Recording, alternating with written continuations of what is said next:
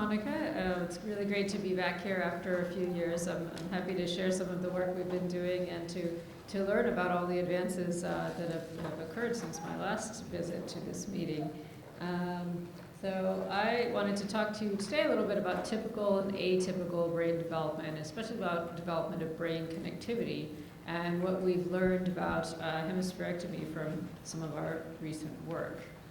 And I wanted to start by just introducing this idea that for a long time, people wanted to focus on thinking about brain regions as, well, the frontal lobe does this, the temporal lobe does that, the occipital lobe does something else. But we've come to realize that that's just too overly simplistic of a viewpoint. We really have this very interconnected system, and it's not just one region doing one function, right? So we tend to think more in terms of using principles from network science nowadays to think about networks of regions that are highly interconnected and interdependent on each other. So some of these ideas come from work it's been around in the literature for a while, but really now is taking up steam. And that's the idea that everything we do, language or memory or any kind of process, is really subserved in the brain by these interconnected neurocognitive networks that span the entire brain. And that behavior then comes from sort of multifocal, multiple levels, multiple neural systems. And that means that any kind of relationship between the brain and some behavior it's at the same time, there's some area of the brain that might be specialized for it, like reading, for example, but it's also distributed because that region is highly interconnected with other brain regions, and that interconnectivity is really critical for the function. So it's not just that one brain region does reading, but really is position in a larger network is what enables these kind of complex functions that we think about all the time. And so what we'd like to think about in our lab is these critical research questions of how large-scale, these neurocognitive networks, how they develop from childhood, adolescence, going into adulthood, and how that has consequences for growing skills and abilities and what we call cognitive maturation, learning new things from childhood to adulthood. And then, of course, what are the consequences when something goes wrong in this developmental pathway? And we like to focus a lot on studies of children with autism spectrum disorder in the lab, and also attention deficit hyperactivity disorder. So those are some of the prevalent disorders that are out there. So we spend a lot of time thinking about what happens in the brain of children with autism or ADHD, and how does that affect their behaviors and their learning. But of course, we are also happy to collaborate, which we do, which we have been doing with Stella DeBoat at UCLA and other places, to look at brains of children who've underwent hemispherectomy and look at how their brains are adapting to that surgery. So aside from the work that I'll be telling you about today, what we do is start with this sort of question: what does a typical adult brain look like if we put someone in the MRI? Because that lets us make sort of developmental theories about how it got to that point. If you compare a child who's 7 years old to an adult who's 30, what are the differences in their brain connectivity patterns and in the sort of typical pathway, and what does that tell us about normative brain development? And then, of course, when we get to other populations, whether it's autism, ADHD, other developmental disorders, children who've undergone hemispherectomy, what can we learn about, or how can we understand those differences in the context of what we already know in typical and atypical developing brains? And so if we're interested in connectivity, which we are, there's a few ways that you can study it without actually going into the brain. And those are the sort of non-invasive techniques that you all know about: MRI, functional MRI in particular, which relies on the blood flow changes to different parts of the brain, and structural MRI, or structural connectivity, which you can actually measure with diffusion tensor imaging. And many of you have probably seen some figures like this earlier today, but they let you look at the structure of large fiber bundles that connect brain regions. And I want to show you this video, which I always like to show. Can anyone guess what this brain is doing? Seizing, I heard. Anything else? Nothing? Sleeping, I heard. It's actually true. This brain is doing nothing, in the sense of we're never doing nothing, right? We're always, even if you think that you're zoning out and completely daydreaming. There's something going on. There's no, level of nothing in the brain. The brain is always, using energy. It's always, consuming energy, and some parts of the brain are cohering or synchronizing together, and other parts are not synchronized. And for a long time, people thought this sort of spontaneous nothing activity was just noise. It's just, okay, the brain is just doing nothing, it's idling, it's not doing anything of import. But it turns out that there's some systematic structure to this noise. In fact, if you look carefully, you'll see the red areas are areas that are correlated with each other. And if you kind of let it cycle through, you'll see once in a while a language network seems to pop up. Frontal lobes and parietal lobes seem to go together. And at a different time, maybe some systems important for attention or memory seem to be correlated with each other. This is all spontaneous activity when the subject isn't asked to do anything. But it turns out that the brain likes to sort of maintain these systems at a very slow frequency in a coherent way, so that some people think that this is actually helping us set the stage for the kinds of processes, or maybe it's helping to consolidate memories, or whatever it is, it's preparing us for the next step. So we like to use these sort of basically correlations between brain regions in the spontaneous, doing nothing state to give us some insight into how the brain is connected, how it's wired up, and how that wiring can change with different conditions.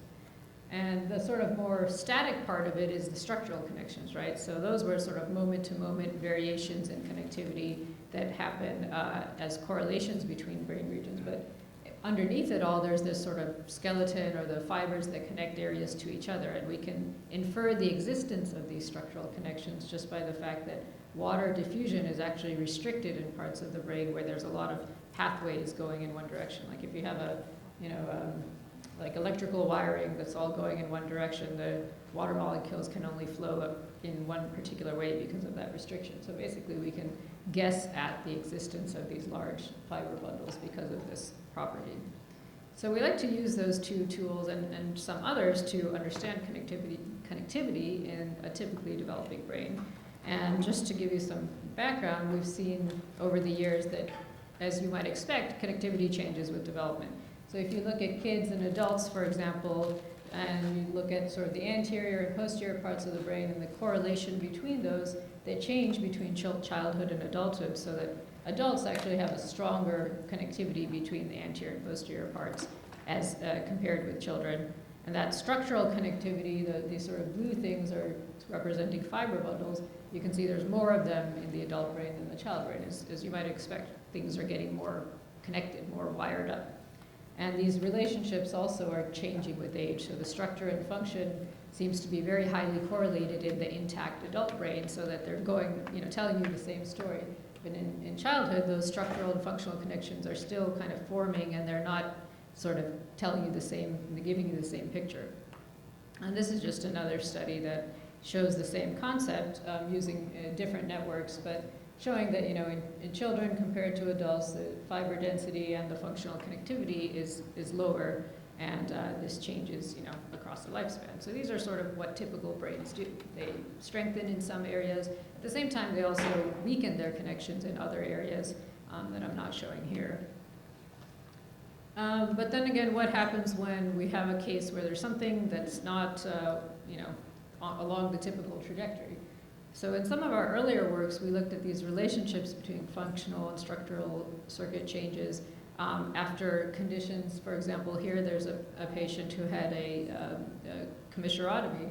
So the corpus callosum was split so that the two hemispheres were disconnected from each other. And this patient was 24 or so at the time of surgery. And years later, when she was around in her 70s, we collected this data, the resting state fMRI and some structural MRI. And even though the hemispheres are completely separated, you can see clearly that connections exist between the two hemispheres, especially here in the back part of the brain, which might surprise you. You think, well, if we cut the main system that lets the two halves communicate, why are they still communicating? And this is something I'll come back to. There's so many pathways for the brain to recover and rewire that it's not always the case that just cutting one thing is going to lead to a drastic reduction in functional connectivity. And in fact, if you take a look at this split brain patient, they have a very prominent posterior commissure. It's a very small tract that goes across the back of the brain here.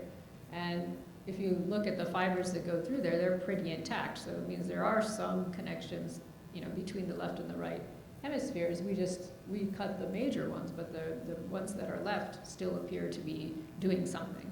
So that's often the case in many of these, interesting patients, that recovery comes from different ways where you might not expect it. Sorry, I think the edge is here cut off, but this says compensatory structural connectivity. So this, I wanted to show you some exciting work that we did in collaboration with Stella DeVode, which looked at a few patients that had this pretty severe anatomical hemispherectomy, as you can see, to varying sort of portions of the brain were removed here, but you can see it was pretty complete in some cases, left hemispherectomy.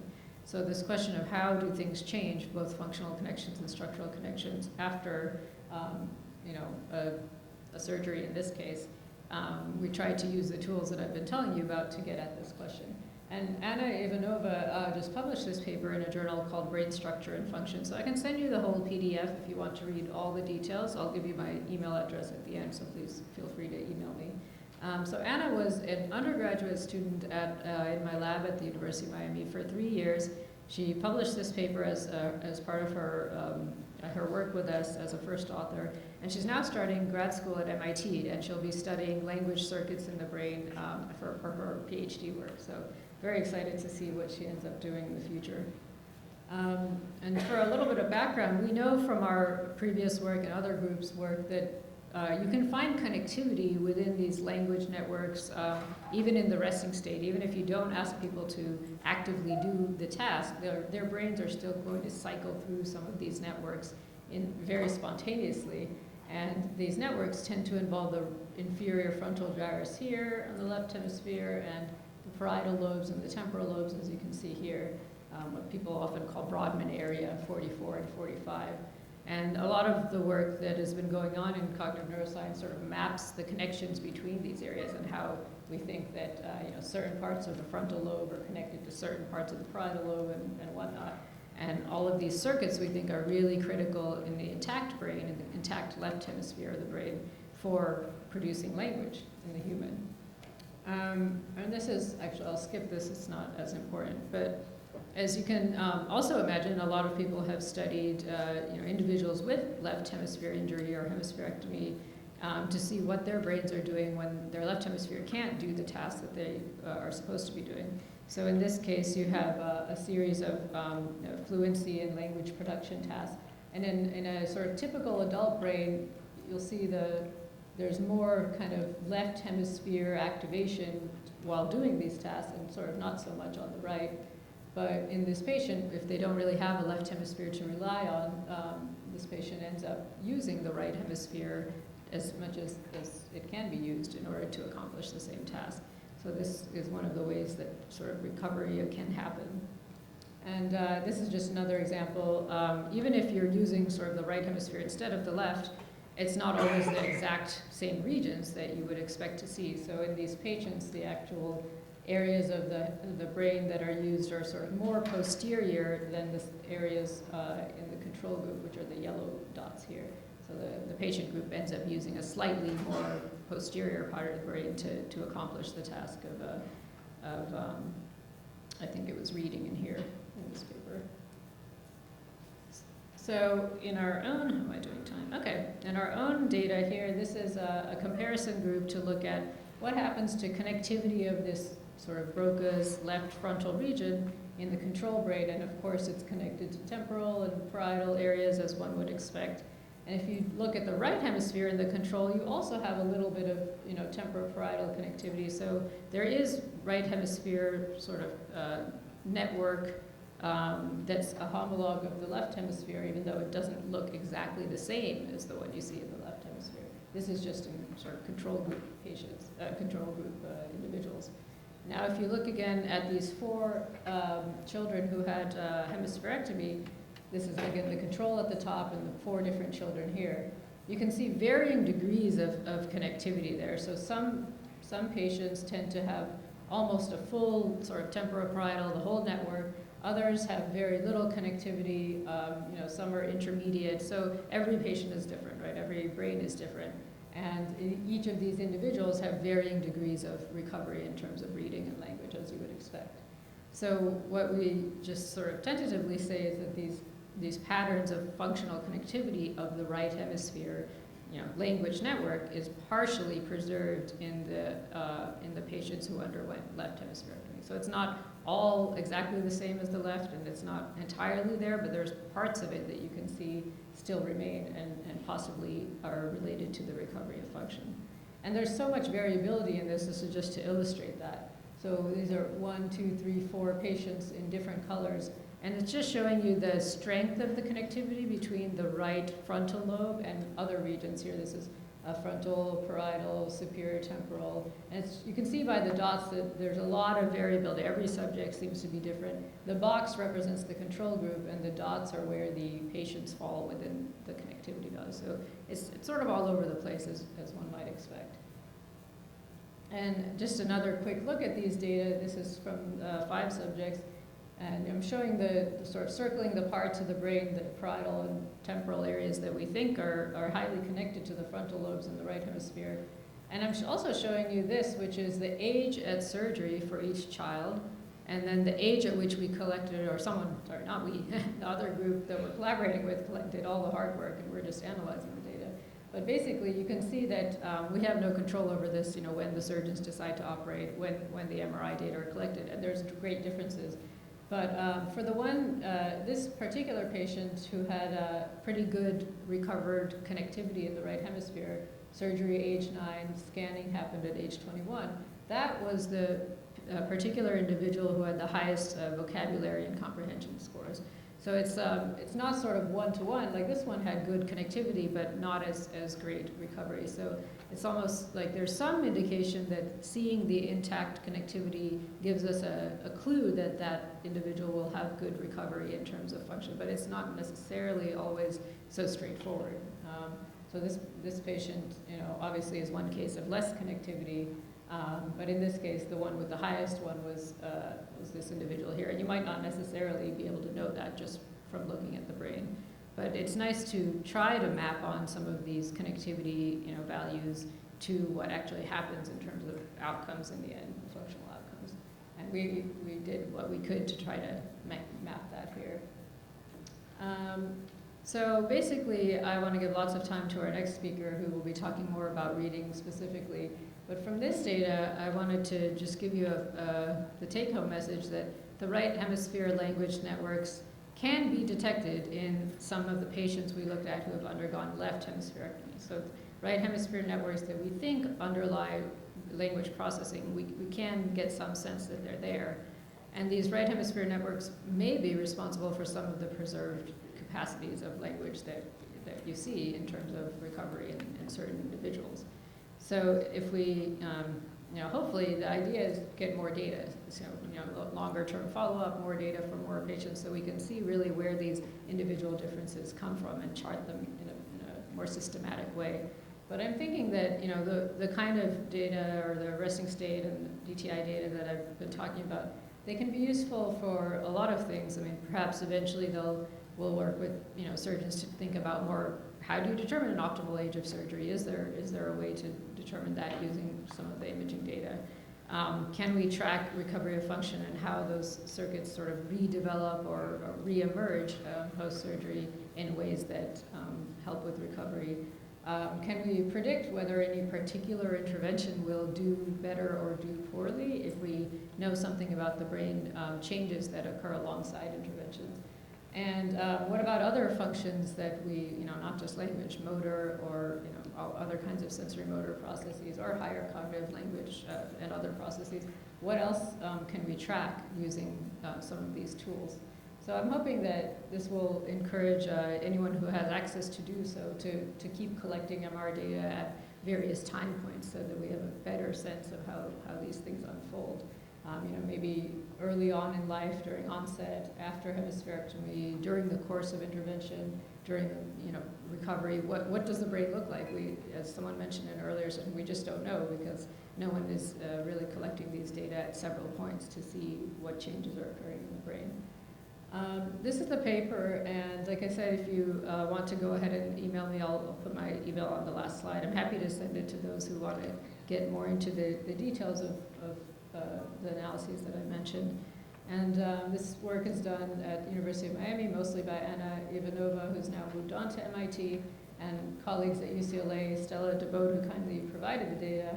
And back, my work at Stanford was more looking at brain development in the typical brains, and then work at NYU when I was a postdoc there was looking at language systems. And this is the funding that we have right now. And again, I'll leave this up here for a minute if anyone wants to email me. That's l.uddin@miami.edu. Thank you very much.